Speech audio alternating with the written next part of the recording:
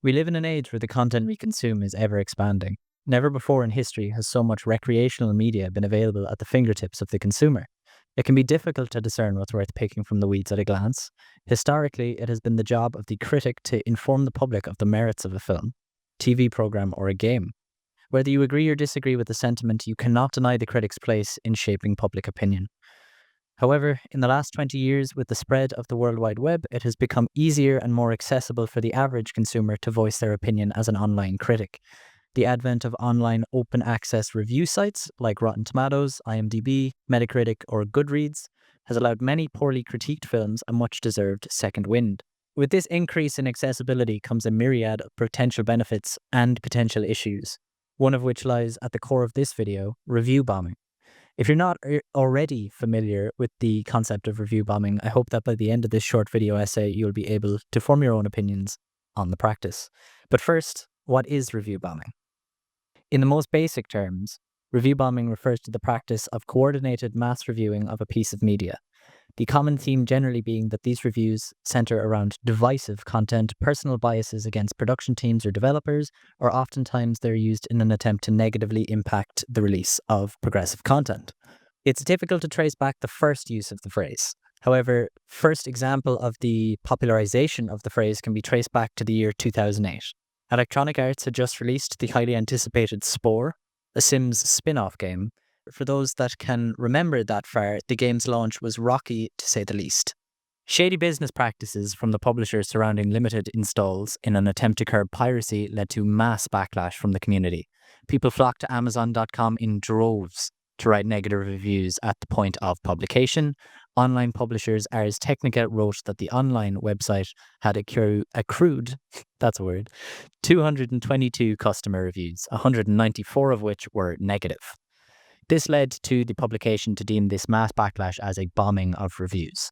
While this initial example of the practice can be argued as positive and an exercise of freedom of speech and the right to complain about a perceived faulty product, in recent years, review bombing has garnered popularity for a more nefarious reason.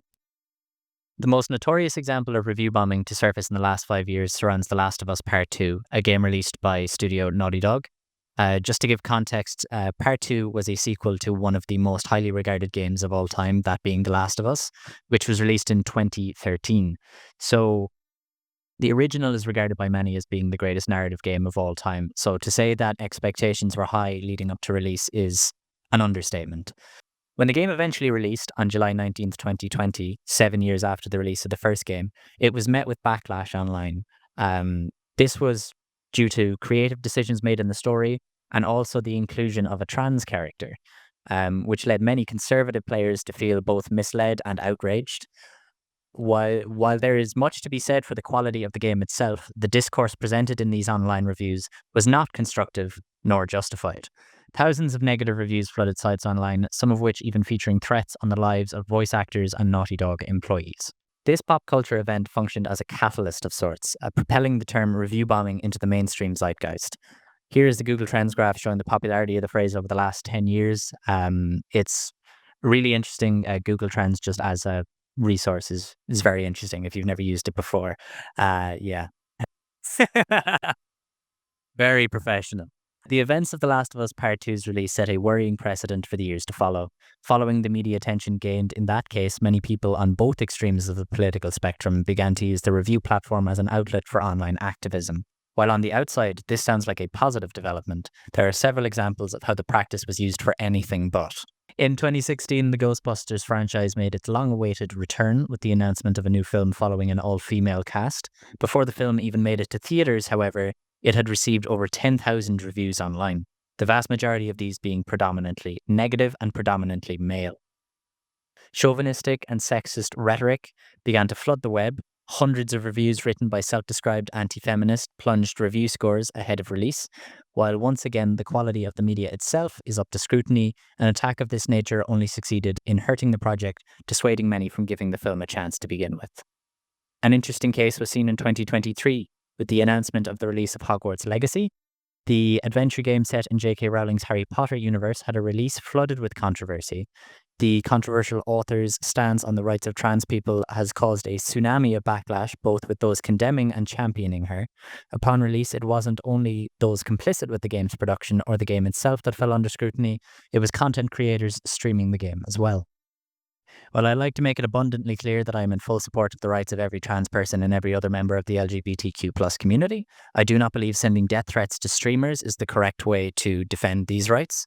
There are too many examples to delve into each one specifically, but I'll show a few other examples on screen now, just if you have any interest in taking a look into those. So is there anything that can be done? Review bombing is a modern and relatively niche phenomenon, and thus there are no laws or legal guidelines currently in place relating to it.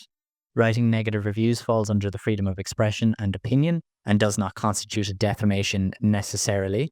So is there anything at all that can be done to prevent misguided cyber vigilantes from taking advantage of the review platform to spread hateful rhetoric from every chat room and webpage online? The answer is yes. As it currently stands, the responsibility falls on the platform to self-regulate instances of review bombing, harassment, and disinformation campaigns, while many other platforms claim to actively target instances such as these. Oftentimes, cases are treated with a lack of seriousness or urgency. So how do we incentivize action? Many countries across the globe have their own laws, guidelines, and precedents for making sure review platforms keep their user base clean. In Canada, the Houseman versus Harris case held in the Court of Queen's Bench tackled the issue of posting false reviews. The complainant in this case was awarded 240,000 Canadian dollars in damages for the mental and financial distress involved. On August 14th, 2024, the Federal Trade Commission in the US announced their final rule banning fake reviews and testimonials. This acts as a defense against several different aspects of review bombing, including businesses or organizations using false positive AI reviews to boost review scores. In the UK, the Competition and Markets Authority is in charge of tackling cases relating to false reviews. They have not imposed any fines so far, but have been engaged in 5 cases total. For more information, I highly recommend this article from the Newell's Law Journal. It provides valuable insight into how the Indian government is dealing with the problem, as well as listing various other examples from around the world.